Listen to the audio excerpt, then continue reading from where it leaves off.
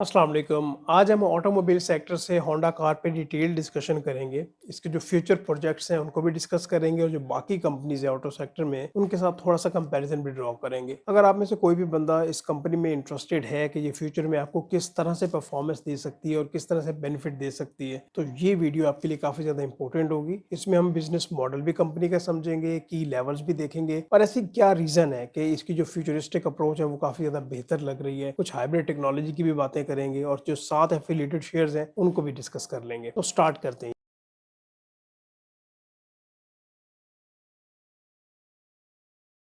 जैसे कि आपको इंट्रोडक्शन में बताया, आज हम होंडा कार्स को डिटेल में डिस्कस करेंगे। सबसे पहले मैं आपको अपने यूट्यूब चैनल पे लेके जाना चाहता हूँ और यहाँ पे 2 दिन पहले एक वीडियो मैंने आपके साथ शेयर की थी, top 5 stocks from cement and auto sector, और इसमें होंडा कार को भी मैंने डिटेल में डिस्कस किया था।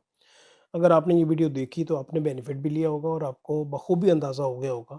अगर नहीं देखी तो आप ज़रूर देखें, क्योंकि इसमें प्राइस लेवल्स की भी बात हुई थी कि उस दिन क्या प्राइस थी इस शेयर की और आज ये कहाँ पे ट्रेड हो रहा था। और जो बाकी स्टॉक्स हैं वो भी आपके लिए काफ़ी ज़्यादा बेनिफिशियल हो सकते हैं। तो अकॉर्डिंगली हम होंडा कार से बात करते हैं अभी। टेक्निकल लेवल पे बात करें तो डेली लेवल पे अगर देखें तो ये 242 से इसने अपनी एक बूम पकड़ा हुआ है और आज इसने टच किया था 321 को ऑलमोस्ट सही। और अभी ये शेयर जो क्लोज हुआ है वो 303 पे हुआ है। लाइक एक इसमें छोटी सी हमने करेक्शन देखी है, बट इट्स गुड कि आगे और ज़्यादा बेहतर ये परफॉर्म करेगा। आगे हम बढ़ते हैं, होंडा कार्स की बात करें। देखें, कंपनी के बारे में हम ज़रूर डिस्कशन करते हैं कि कंपनी का बिजनेस मॉडल क्या है, में क्या इसमें इन्वेस्टमेंट करनी चाहिए और किस तरह से ये आपको बेनिफिट दे सकती है। बट इससे पहले जब भी आप ऑटो सेक्टर में इन्वेस्ट करना चाहें ना, तो कुछ फैक्टर्स हैं जिनको माइंड में रखना होता है, तो वो आपको काफ़ी ज़्यादा हेल्प आउट कर देते हैं। देखिए, इसमें जो पहले नंबर पे है कि मार्केट में जो इंटरेस्ट रेट है वो क्या चल रहे हैं, इनका उस कंपनी पे या उस सेक्टर पे क्या इम्पैक्ट पड़ता है, इस पर बात करेंगे। जो गवर्नमेंट की तरफ से टैक्सेस लागू होते हैं वो कैसे हैं, जो गवर्नमेंट की जो पॉलिसीज़ हैं, गवर्नमेंट पॉलिसीज़ जो हैं वो उस पर्टिकुलर सेक्टर के लिए फ्रेंडली है या अनफ्रेंडली है, कंपनी की जो फंडामेंटल या फाइनेंशियल डेटा है वो क्या कहता है, आपने ये देखना होता है। इसमें 2-3 पॉइंट है। इसके बाद आपने future plans, like Honda car की बात करें तो इसने बाकी कंपनी से कम्पीट करना है, तो इसके फ्यूचर प्लान्स क्या हैं? क्या वो बेहतर हैं? क्या वो अपने प्लांट में या कुछ न्यू टेक्नोलॉजी में इन्वेस्ट कर रहे हैं? और साथ जो मार्केट प्लेयर्स हैं, वो क्या उस स्टॉक को ऊपर लेके जाना चाहते हैं या नहीं जाना जाना चाहते हैं? अच्छा, इस पॉइंट को लेके काफ़ी ज़्यादा डिस्कशन होती है। मैंने कमेंट्स भी आपके देखे हैं कि आप कहते हैं ये मार्केट प्लेयर्स बताएँ ये क्या हैं, इनको कैसे आइडेंटिफ़ाई करें? तो आज ये भी इंशाल्लाह बात होगी इसके ऊपर। अच्छा, अभी हम अकॉर्डिंगली डिस्कस कर लेते हैं होंडा कार्स पे। देखें, फिर इन पॉइंट्स को डिस्कस करते हैं। आपको ये पता होना चाहिए कि जो होंडा की गाड़ी हैं, ये जो अर्बन एरियाज़ हैं, सिटीज़ हैं, ये यहाँ पे बहुत ज़्यादा पॉपुलर हैं। और जो सेडान, जिसको आप डिग्गी वाली गाड़ी कहते हैं, लाइक उसमें 2 ही मेजर प्लेयर हैं, टोयोटा, होंडा, और साथ अभी बाकी जो कंपनीज़ हैं वो ऐड ऑन हो रही हैं। तो इसमें जो 35 टू 38% जो मार्केट शेयर है वो होंडा के पास है, और जो यंग जनरेशन है वो इसको ज़्यादा प्रेफ़र करती है, तो इसकी अच्छी खासी मार्केट है, सही। इसके अलावा लेकिन 2024 जो था वो इसके लिए कोई बेहतर साल गुज़रा नहीं है। क्यों नहीं गुज़रा? उसके चंद फैक्टर्स हैं, वो मैं आपको बताना चाहता हूँ कि इन 21% हमने कमी देखी इनकी जो यूटिलाइज़ेशन कैपेसिटी है प्लांट की, ठीक है? वो क्यों? वो उसके ऊपर बात करेंगे। और 62 डेज़ जो है वो, काफ़ी बार इनका जो प्लांट है उसकी प्रोडक्शन सस्पेंड हुई है, बंद हुआ है। तो 62 डेज़ ओवरऑल जो 2024 में इसकी जो प्लांट है वो क्लोज़ रहा है। ये, और इसके साथ जो भी स्पेयर पार्ट्स पाकिस्तान से बाहर से इंपोर्ट किए जाते हैं, तो पता है कि आपको इंपोर्ट के ऊपर कुछ बैन थे और कुछ टैक्सेस में भी बढ़े। उस वजह से भी इसके ऊपर इम्पैक्ट आया और ये इस कंपनी ने 2024 में अच्छा परफॉर्म नहीं किया। तो इसको देखते हुए क्या आगे बेहतर पर्सपेक्टिव है इसका, और क्यों मार्केट प्लेयर्स इसमें इंटरेस्ट शो करवा रहे हैं और क्या आपको करवाना चाहिए नहीं, तो ये अभी हम डिस्कस कर लेते हैं। अच्छा, देखें जी, इसमें जो सबसे पहला पॉइंट है इंटरेस्ट रेट का। मार्केट में इंटरेस्ट रेट जब कम होते हैं तो बिजनेस की अपॉर्चुनिटीज़ काफ़ी बढ़ती हैं, और इसमें जो सिक्लिकल स्टॉक्स हैं या सिक्लिकल सेक्टर्स हैं, जिस तरह ऑटो सेक्टर है या सीमेंट सेक्टर है, और उसमें जो बेहतर जिनकी प्लान्स होते हैं, वो स्टॉक्स आपको, वो कंपनीज आपको बेहतर परफॉर्म करती हुई नजर आएंगी। और इनके साथ जो एफिलिएटेड कंपनीज हैं, अभी क्या मतलब एफिलिएटेड का, जिस तरह अभी लेट से गाड़ियां बनाने वाली कंपनियां, तो इसमें जो बैटरियां बनाती हैं, जो लाइक बैटरीज बनाती हैं, और साथ जो टायर्स बनाती हैं, लाइक उन कंपनीज़ को भी आप आगे बढ़ता हुआ देखेंगे। इंटरेस्ट रेट जैसे-जैसे कम होता है, बिज़नेस एक्टिविटीज़ बढ़ती हैं जो कि इकोनॉमी को बूस्ट देती हैं। तो इंटरेस्ट रेट आगे भी कम होंगे तो और ज़्यादा हमें बेनिफिट देखने को मिलेगा। टैक्सेस, टैक्सेस से क्या मतलब है, ये मैं आपको इस तरह से बताऊँगा कि जो कन्वेंशनल इंजन अभी तक लोग यूज़ करते हैं वो है पेट्रोल, ठीक है?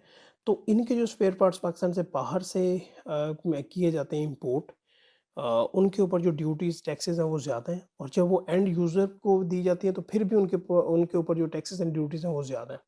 इसमें जो कंपनीज़ हैं उनको भी इतने ज़्यादा मार्जिन्स नहीं मिलते, और जो एंड यूज़र हैं उनको भी नुकसान होता है in terms of mileage and in terms of taxes भी, सही?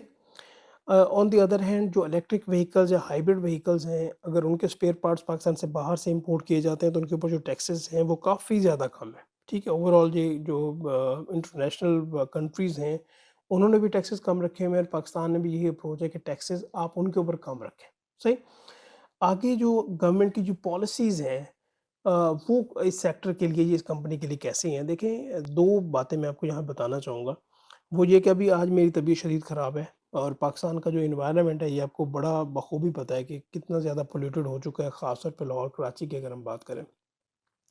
तो यहाँ पे गवर्नमेंट चाहती है कि वो एनवायरनमेंट फ्रेंडली जो व्हीकल्स हैं उनको प्रमोट करे, जिसमें हाइब्रिड व्हीकल्स हैं, इलेक्ट्रिक व्हीकल्स हैं, तो जो कंपनी इसमें इन्वेस्ट करेगी उसको ज़्यादा बेनिफिट होगा।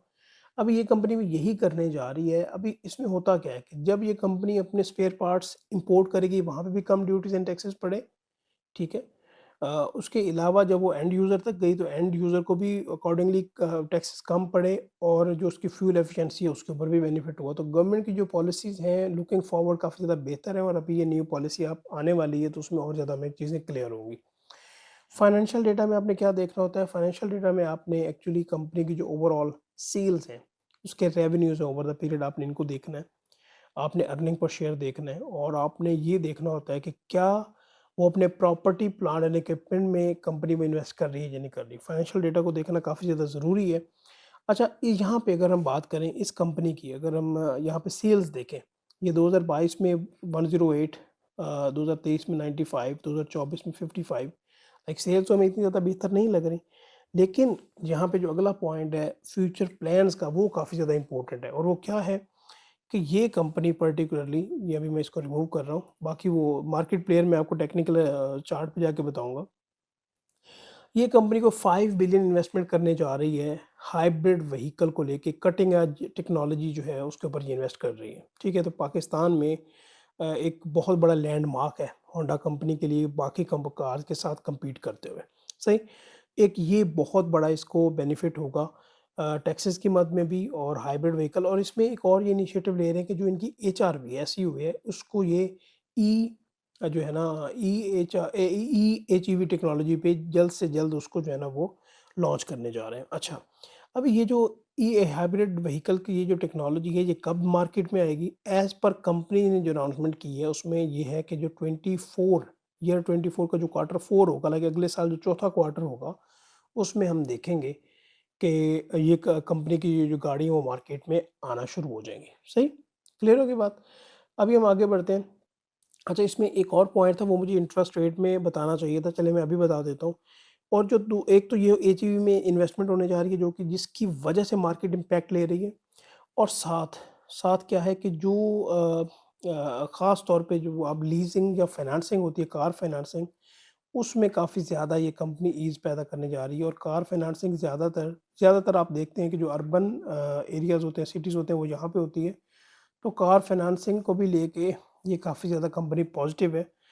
तो ये जो 2 फैक्टर हैं ये स्टिम्युलेट कर रहे हैं इसकी शेयर प्राइस को, और इसके जो फ्यूचर पर्सपेक्टिव है वो। और इसमें क्या है कि जो डिफरेंट ब्रोकर्स होते हैं उनकी रिपोर्ट्स भी आ रही होती हैं। तो उनकी रिपोर्ट्स के मुताबिक जो इनकी सेल्स हैं वो 15 टू 20% हम इंक्रीज़ देखेंगे आने वाले ईयर में, और साथ इनके जो ग्रॉस मार्जिन्स हैं उनमें भी हमें काफ़ी ज़्यादा इंक्रीज़ देखने को मिलेगा, लाइक 12% से ज़्यादा। तो यहाँ पे काफ़ी ज़्यादा पॉजिटिव जो है इस कंपनी के बारे में पोर्ट्रे या पिच किया जा रहा है, सही? और फैक्टर क्या हैं? एचईवी, जो कि इन्होंने इन्वेस्टमेंट अभी करने जा रहे हैं, और साथ ही जो ऑटो फाइनेंसिंग है। तो काफ़ी ज़्यादा यहाँ पे बेहतर पर्सपेक्टिव लग रहा है इस कंपनी को देख के। अच्छा, आगे हम बढ़ते हैं जी टेक्निकल लेवल्स पे। अच्छा, यहाँ पे आप देखें कि इसका अगर हम डेली चार्ट निकालें तो यहाँ पे जब आपको वॉल्यूम्स और अच्छे वॉल्यूम्स देखने को मिले with this type of candles के मार्केट के में जो वॉल्यूम्स है वो काफ़ी ज़्यादा बेहतर जनरेट हो रहे हैं, जिस तरह भी यहाँ पे ये अच्छे वॉल्यूम्स आए थे। तो यहाँ से हमें ये आइडिया होता है कि जो मार्केट के प्लेयर्स हैं वो एक्टिव हो गए। अभी क्या मतलब क्या है इनके मार्केट के प्लेयर्स का? देखिए हम और आप, मैं और आप इंडिविजुअल हैं, हमारी कोई इतनी इन्वेस्टमेंट नहीं होती, चंद मिलियन होगी, लेकिन ऐसे लोग हैं, ऐसी शार्क्स हैं, ऐसे बड़े-बड़े बिज़नेसमैन हैं जो भी हैं, लाइक वो मार्केट को अपने तरीके से लेके बढ़ते हैं। हालाँकि कंपनीज़ अच्छी होती हैं, जो लाइक वो एक कंपनी से पैसा निकालते हैं, फिर अगली कंपनी में फ्लो बना देते हैं। मैं आपको एक एग्जांपल दूँगा, लाइक इस कंपनी में वो अभी बड़े हैं, इस कंपनी को वो बहुत ऊपर लेके जाएँगे, बहुत ऊपर लेके जाएँगे। अभी इंडिविजुअल इसमें नहीं आ रहे, ठीक है? जब उनको पता चलेगा कि भई हमने यहाँ तक इस कंपनी को लेट्स से लेके आ गए हैं एक पॉइंट तक, जब इसका शेयर एक अच्छी खासी एक जगह तक पहुँच गया है, तो फिर वहाँ पे क्या होगा? वहाँ पे फिर वो एग्ज़िट लेना स्टार्ट करेंगे और जो इंडिविजुअल हैं, वो उसमें एंट्री लेंगे। लाइक इंडिविजुअल्स को वहाँ पे नुकसान हो रहा होगा, जो मेजर मेजर प्लेयर्स हैं उनको बेनिफिट हो रहा होगा।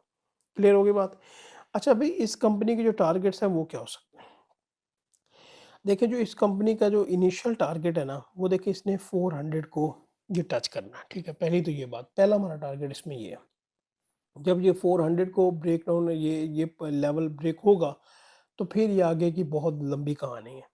फिलहाल इस कंपनी को 400 का जो लेवल है वो अचीव करना पड़ेगा, सही। अच्छा इसमें स्ट्रैटेजी क्या होनी चाहिए? अगर मैं अब आपको अपनी स्ट्रैटेजी बताऊं, तो इसमें लाइक बंदे को एक तरीके के साथ चलना चाहिए। ऐसा नहीं कि मेरे पास अगर 1 लाख है, 1000 है, जो भी है, मैं आज के दिन ही लगा दूं। भाई उसको आप डेली बेसिस पे आपको मौका मिलता है। मैं आपको मिसाल देता हूँ कि आज ये शेयर ये गया कितना 321 पे भी, और आज ये शेयर 303 पे भी आया। आप इन बिटवीन 305, 6, 7 पे आपके पास मौका था कि आप यहाँ पे इसको एक्यूमुलेट करते, और इसी तरह कल भी ऐसा होगा। और हर कैंडल में चाहे वो ग्रीन हो, चाहे वो ग्रीन हो, तो यहाँ पे ये 286 से लेके तो तकरीबन 314-15 का गैप था। तो इसमें आपको मौका मिलता है अप एंड डाउन का, ठीक है?